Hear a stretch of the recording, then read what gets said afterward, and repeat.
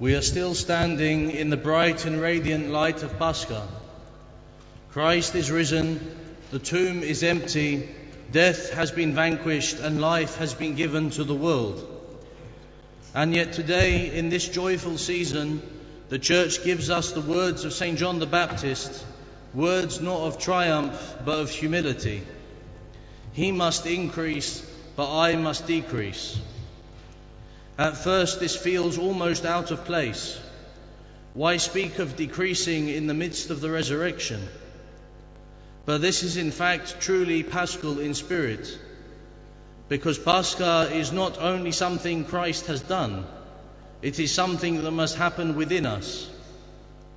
As with everything concerning our salvation, Christ has accomplished it, and he grants it to us freely, and now we must open ourselves up to receive it.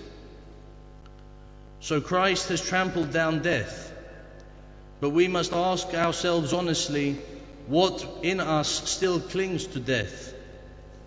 Pride, self-importance, the desire to be seen and praised.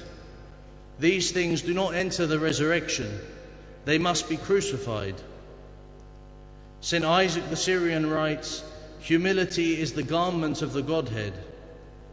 Therefore, when St. John says, "He must increase, but I must decrease," he is entering into the very life of God.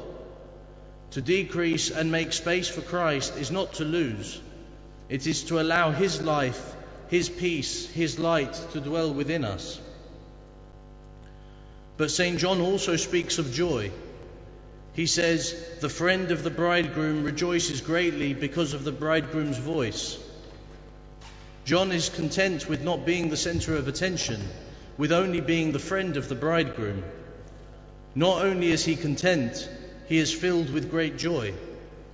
His joy is complete not because people follow him, but because they come to Christ. This thinking is spiritual. We tend to think too humanly. The world teaches us to measure ourselves by how much we are noticed, how much we are appreciated or praised. St. John shows us the godly way of thinking, to rejoice when Christ is known and glorified, even if we are forgotten. The greatest joy for us also should be when others come to know Christ. In our own lives, we must be at peace when not at the center. We must rejoice when Christ works through others.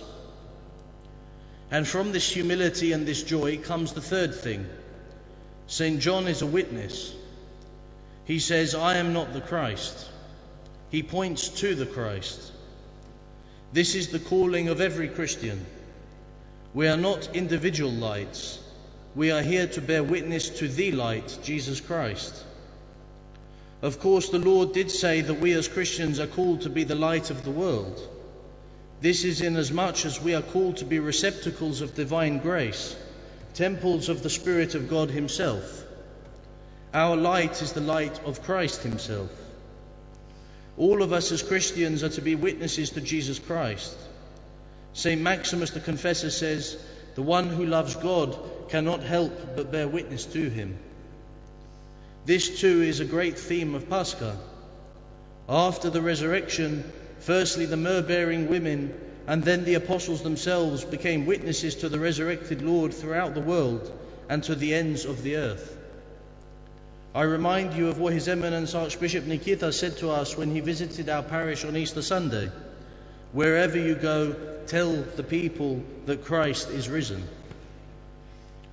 Remember, beloved in the Lord, we don't only witness with our words and teaching, but first of all with our faith and with our love. The Lord said, "By this all will know that you are my disciples, if you have love one for another." We witness best when Christ is visible in and through our lives. So in today's Gospel, St. John shows us the pattern of Paschal life. To decrease so that Christ may increase, to rejoice not in ourselves but in him, and to witness by pointing others to him. We have sung all this week, "Christ is risen from the dead, by death hath he trampled down death." But today the Gospel asks us, will we let him trample down upon our death? Christ is risen.